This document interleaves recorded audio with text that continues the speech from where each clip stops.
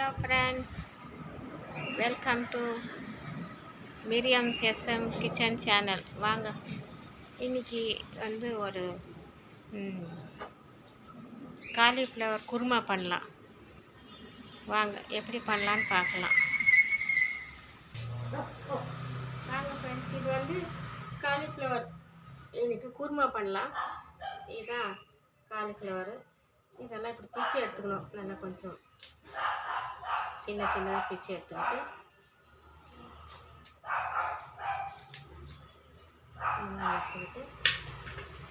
முதலத்தை வந்து தண்ணியில் போட்டு கொஞ்சம் மஞ்சள் உப்பு போட்டு கொதிக்க விடும். ஒரு கொதி வரணும். வந்தால் தான் இது வந்து இதில் எதனா பூச்சி இருந்தால் வந்துடும். ஆனால் ஃப்ரெஷ்ஷாக தான் இருக்குது. இது காலிஃப்ளவர் பார்க்கலாம். இதை வந்து அப்படி பிச்சு வச்சுக்கின்னு கொஞ்சம் போட வேண்டியது தான். கொஞ்சம் கொஞ்சம் சின்னதாக பண்ணிக்கிட்டாக்கா கொஞ்சம் நல்லா ஈஸியாக இருக்கும். ரொம்ப பெருசாக வச்சுக்கூடாது, சின்னதாக வச்சுக்கினாக்கா நல்லாயிருக்கும். இதை வந்து கொஞ்சம் மஞ்சள் உப்பு போட்டு நம்ம எப்போவுமே கொதிக்க வச்சுட்டா நல்லது. ஆன்டிபயோட்டிக் இருக்கும் இதில் மஞ்சள் அது போட்டு நம்ம இது பண்ணால் இதில் இருந்தால் எதனா சூக்ஷ்ம கிருமிங்க எதனா பூச்சி மாதிரி எதனா இருந்தாக்கா போயிடும். அதனால தான் இதெல்லாம் கட் பண்ணி போட்டுடணும். அப்படி கொஞ்சம் ரொம்ப பெருசாக இல்லைன்னா கொஞ்சம் கொஞ்சம் சின்னதாக பண்ணி போட்டுக்கணும். குட்டி குட்டியாக பண்ணி போட்டோம்னா நல்லாயிருக்கும். இந்த மாதிரி குருமா பண்ணால் சப்பாத்திக்கு தோசையோட சப்பாத்தி பூரி சாப்பாட்டுக்கு நல்லாயிருக்கும். அதனால் இது வந்து இந்த மாதிரி பண்ணிட்டாக்கா சூப்பரான குருமா குழம்பு பண்ணிட்டா டேஸ்டியாக இருக்கும். அது எப்படி பண்ணுறதுன்றது இன்றைக்கி நம்ம வீடியோவில் பார்க்கலாம். அது கத்தியில் அடினது சின்னதெல்லாம் போட்டுடலாம். இதெல்லாம் போட்டுட்டு நல்லா இன்றைக்கி ஒரு சூப்பரான வாங்கிக்கலாம். நீங்கள் மாத்திரம் சப்ஸ்கிரைப் பண்ணுறது லைக் கொடுக்கறது மறக்காதீங்க. ஏன்னா ரொம்ப லெஸ்ஸாக இருக்குது வீடியோ. நீங்கள் தாராளமாக போட்டால் எல்லோரும் தாராளமாக போடுவாங்க. நாங்கன்னா தாராளமாக போடுவேன். நான் எல்லாருக்கும் போடுவேன். எனக்கு பிடிச்சது எல்லாத்துக்கும் போடுவேன். சப்ஸ்கிரைபர் அண்டு லைக்ஸ் எல்லாமே கொடுப்பேன். இதில் என்ன இருக்குதுங்க, நம்ம ஒன்று போட போகிறோம். ஒரு லைக்கு ஒரு சப்ஸ்கிரைப் தான் பண்ண முடியும் நம்ம. அதனால் அவங்க ஒன்றும் பெருசாக இட போகிறது இல்லை. அவங்களுக்கு அந்த மாதிரி வந்து சேர்ந்து எவ்வளவோ சேர்ந்தாதான் அவங்களுக்கு வரும். இப்படி யாருமே போடலைன்னா அவங்களும் பாவம் முன்னுக்கு வரணும். இப்போ நம்மளுக்கு வரலன்னா கூட நம்மளும் எவ்வளோ பேஜார் பட்டுக்கிறோம் வரலையேன்னு சொல்லிட்டு. அதே மாதிரி தான் எல்லோரும் அப்படி தான் நினைப்பாங்க. எனக்கு என்ன வருதோ இல்லையோ நான் எல்லாருக்கும் பண்ணிடுவேன். இப்படி இந்த காயெல்லாம் இதில் போட்டுக்கலாங்க. போட்டுட்டு நல்லா தண்ணி ஊற்றி கழுவிட்டு ஒரு இந்த காயை இது பண்ணிக்கலாம். இது கூட நம்ம வந்து கட் பண்ணணும். சீவிட்டு கட் பண்ணிவிட்டு இதில் போட்டுடலாம். போட்டுட்டு நம்ம வந்து இது பண்ணலாம், கொதிக்க வைக்கலாம். இப்போ பாருங்கள், அது கீழ் பாகத்தில் இருந்தது. இது வந்து இதில் கூட நல்லா விட்டமின்ஸ் இருக்கும். இது நம்ம போட்டுவிடக்கூடாது. என்னென்னா கொஞ்சம் சீவிட்டு இதெல்லாம் நம்ம வந்து இப்படி காயாக அரிஞ்சிக்கலாம். பாருங்கள், பீஸ் போட்டாக்கா இது நல்லா மெதுவாக இருக்குது. பாருங்கள், ஒன்றே கெட்டியமாக இல்லை. இது இந்த மாதிரி பீசஸ் அரிஞ்சு போட்டுட்டாக்கா நம்ம இதில் விட்டமின் சத்தெல்லாம் இருக்குது. இது நம்ம கொஞ்சம் பேர் என்ன பண்ணுறாங்க, இப்படியே அரிஞ்சு போட்டுடுறாங்க. அதில் ஒன்றுமே இதாகாது. கொஞ்சம் விட்டமின் சத்தெல்லாம் இதில் இருக்கும்.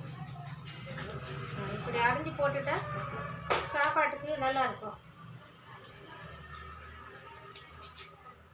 அவ்வளோதான். இதெல்லாம் தூக்கி நம்ம அதில் போட்டுட்டு நல்லா தண்ணி ஊற்றி நம்ம வந்து கொதிக்க விட்டுடலாம். உப்பு மஞ்சள் போட்டு.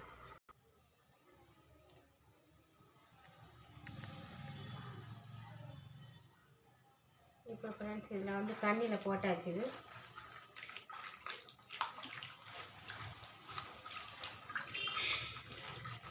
இப்போ இதில் வந்து நம்ம மஞ்சள் உப்பு போட்டு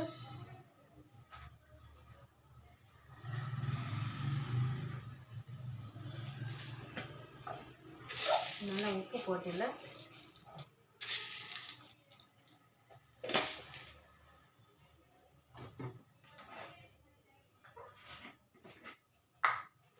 மஞ்சள் தூள் போட்டு நல்லா கொதிக்க வச்சிடலாம். அப்போ தான் நல்லது. இது மஞ்சள் தூள் ஆன்டிபயோட்டிக்னால இதில் வந்து நல்லா இல்லை. எதுனா இந்த கிருமிங்க எது இருந்தாலும் கெட்டது இருந்தால் எல்லாம் போயிடும். நல்லா ஒரு கொதிக்க வச்சுட்டு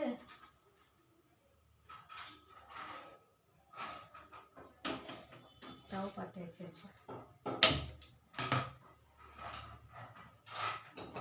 ஸ்டவ்வில் வச்சுட்டு நல்லா கொதிக்கட்டும். நல்லா ஒரு 2 கொதி வந்தால் போதும். அதை வந்து அதில் இருக்கிறதெல்லாம் போயிடும். அப்புறம் நம்ம குருமா பண்ண. இப்போ ஃப்ரெண்ட்ஸ் இது வந்து நல்லா நல்லா 2 கொதி வந்துடும். இப்படி இப்போ நம்ம கொஞ்சம் அலசிட்டு இப்படி அண்ணிட்டு எடுத்து நம்ம ஜாலியில் போட்டுக்கலாம்.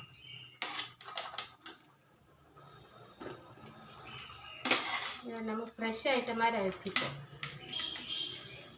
என்னதான் நம்ம பார்த்தாலும் ஒரு டைமில் எதனா மிஸ் ஆகிடும்.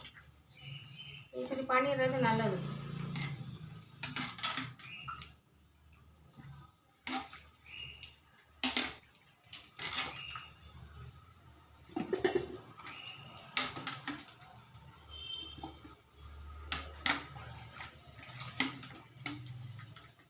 இதே மாதிரி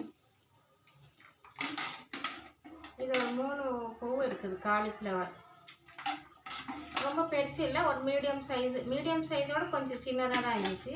அதனால் நான் 3 எடுத்துக்கினேன். குருமா கொண்டு வச்சுட்டாக்கா இது சப்பாத்திக்கு பூரிக்கு ரொம்ப சூப்பராக இருக்கும். சாப்பாட்டுக்கும் நல்லாயிருக்கும்.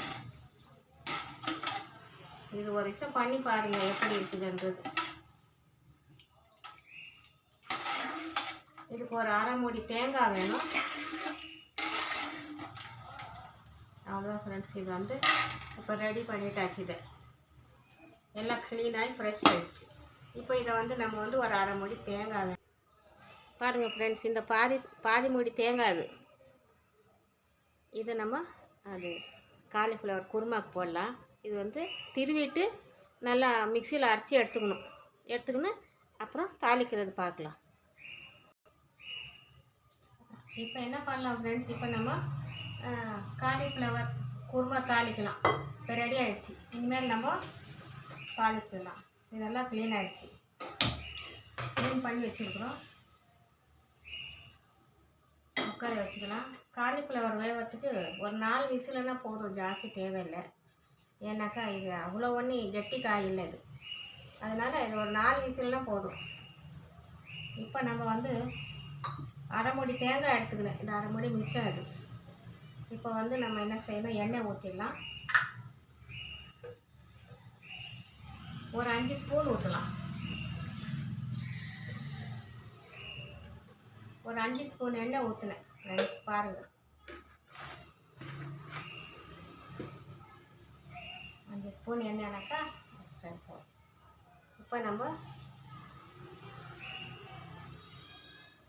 இப்போ நம்ம செய்கிற குருமா எப்படின்னா, நம்ம பணக்காரங்க செய்கிறாங்கன்னா அவங்க இதில் முந்திரியும் போடலாம், பாதாமும் போடலாம், எல்லாம் போட்டு பண்ண முடியும். ஆனால் ஒரு ஏழை பண்ணுறது வந்து நம்ம ஒரு மீடியம் கிளாஸில் இருக்கிறவங்க இருக்கிறத வச்சு நம்ம வந்து சூப்பராக பண்ணிக்கணும், டேஸ்டியாக பண்ணிக்கணும். அதனால் அது எப்படி பண்ணோன்றது தான் இப்போ நான் காட்டி கொடுத்தது. நாங்களும் மிடில் கிளாஸு ஒரு ஏழை ஸ்திதி தான். ஒன்றும் பெரிய இதில் சொல்ல நான் எல்லாம் நம்ம மாதிரிக்காரங்க என்ன மாதிரி சமைச்சா நமக்கு டேஸ்டியாக இருக்கும்.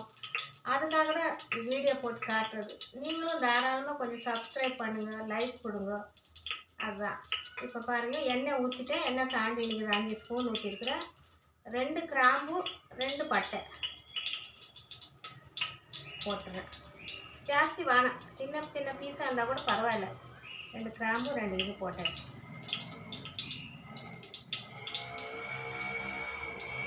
இப்போ நம்ம வெங்காயம் போட்டுக்கலாம். இந்த வெங்காயம் வந்து ரெண்டு வெங்காயம் எடுத்துருக்குறேன். மீடியம் சைஸு வெங்காயம் 2.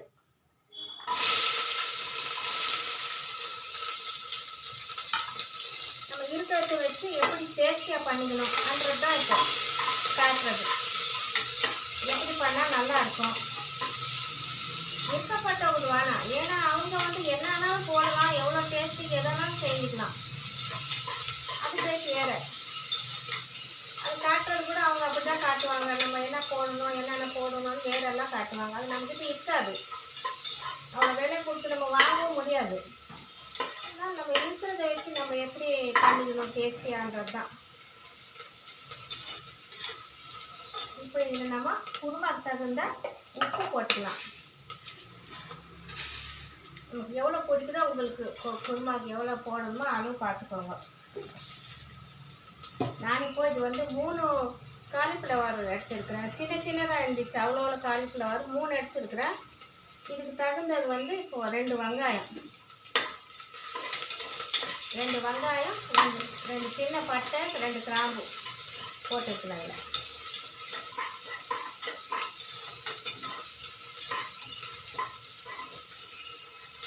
இது கொஞ்சம் செவக்கணும். செவந்த உடனே நம்ம வந்து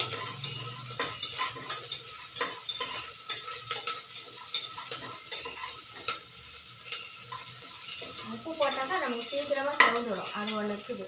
எப்போவுமே வெங்காயம் செவக்கணுன்னா கொஞ்சம் உப்பு முதல்ல போட்டுடணும். வெங்காயத்தில் போட்டாக்கா சீக்கிரமாக செவந்துடும். இல்லைன்னா கொஞ்சம் நேரம் ஆகும். இப்போ செவந்து வந்துச்சு. இப்போ நம்ம என்ன செய்யணும், 1 ஸ்பூன் இஞ்சி பூண்டு பேஸ்ட். இது இஞ்சி பூண்டு பேஸ்ட்டு 1 ஸ்பூன் அவ்வளோ போட்டால் போதும். இப்போ 1 ஸ்பூன் அவ்வளோ இருக்குது, போட்டுடுறேன்.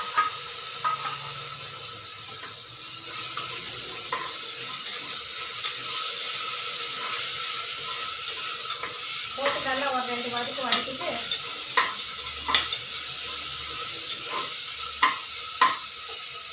நம்ம என்ன செய்யணும், இப்போ இந்த குருமாவுக்கு 3 தக்காளி எடுத்துக்கினேன். 3 நல்லா கொஞ்சம் பெரிய சைஸ் தக்காளி ஆகிடுச்சு. ரொம்ப பெருசு இல்லை, ஒரு மீடியம் சைஸ் தக்காளி. இது மீடியம் சைஸில் 3 தக்காளி, அவ்வளோ ஒரு சைஸ் இருக்கும். அவ்வளோ சைஸு 3 தக்காளி.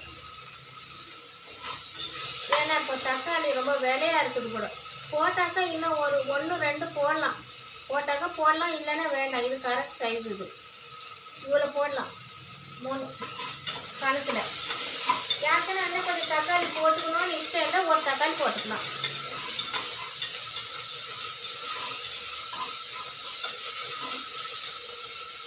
இப்போ வந்து இந்த தக்காளியை போட்டுடலாம்.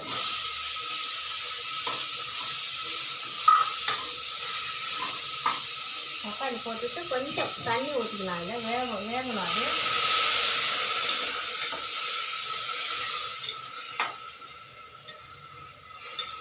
கொஞ்சம் வேகட்டும் தக்காளி. கொஞ்சம் நேரம் மூடி வச்சிடலாம். ரப்பர் போடாத மூடிடணும். மூட்டாக்கா சீக்கிரம் வேகும். ரப்பர் போடக்கூடாது. ரப்பர் போட்டுட்டு போடாமல் போடணும். அப்போ சீக்கிரத்தில் வெந்துடும்.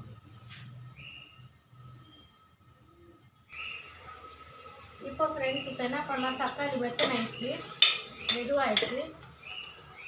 பரவாயில்ல, ஓரளவுக்கு மெதுவாகிடுச்சு. என்ன செய்யணும், இல்லை 1.5 ஸ்பூன் மிளகாத்தூள் போடணும்.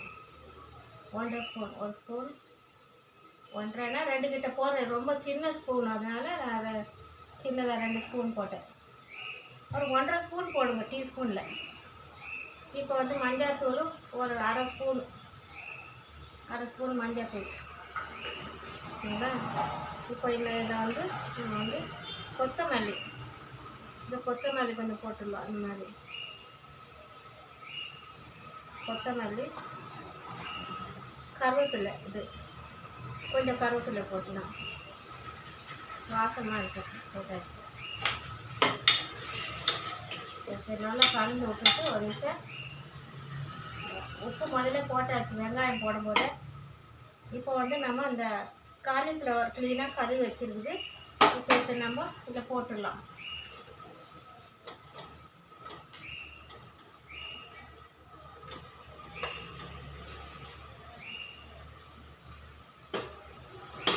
காலிஃப்ளவர் போட்டு ஒரு நிமிஷம் கலந்து விட்டுட்டு இப்போ நம்ம என்ன செய்யலாம்னா, அரைச்சி வச்ச தேங்காய் ஃப்ரெண்ட்ஸ், தேங்காய் அரைச்சி வச்சுருக்கு. இந்த அரை மூட்டை தேங்காய். இது இப்போ இதை வந்து இதில் ஊற்றிடலாம். ஊற்றிட்டு தண்ணி ஊற்றணும்.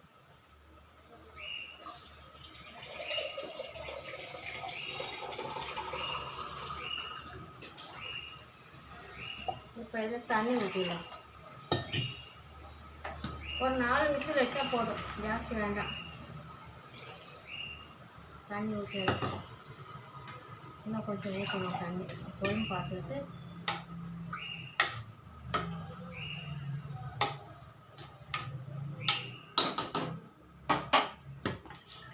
இன்னும் கொஞ்சம் தண்ணி ஊற்றிடலாம். இப்போ இதில் வந்து கொஞ்சம் கேரட் உருளைக்கிழங்கு கொஞ்சம் போடணும், போட்டுடலாம். பாருங்க ஃப்ரெண்ட்ஸ், இப்போ இதில் வந்து இந்த காலிஃப்ளவரில் ஒரு கேரட்டு 2 உருளைக்கிழங்கு போடலாம். போட்டாக்கா அது காய் சேர்ந்து வரும், நல்லாயிருக்கும். போட்டாக்கா ஒரே ஒரு கேரட்டு 2 உருளைக்கிழங்கு போட்டேன்.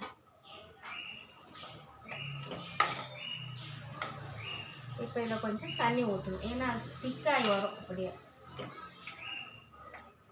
அவ்வளோதான். கொஞ்சம் வந்து தனியா பொடி போடணும், ரொம்ப தேவையில்லை. ஒரு 1/2 ஸ்பூன் போட்டால் போதும் தனியா பொடி. ஒரு 1/2 ஸ்பூன் தனியா பொடி. இவ்வளோதான் போட்டுட்டு இதெல்லாம் கலந்து வச்சுட்டு குழம்பு எப்படி ஆகுதுன்னு பாருங்கள், உங்கள்கிட்ட தெரியும். இறுக்கத்தை வச்சு நம்ம வந்து பண்ணிக்கிறோம், அதுதான்.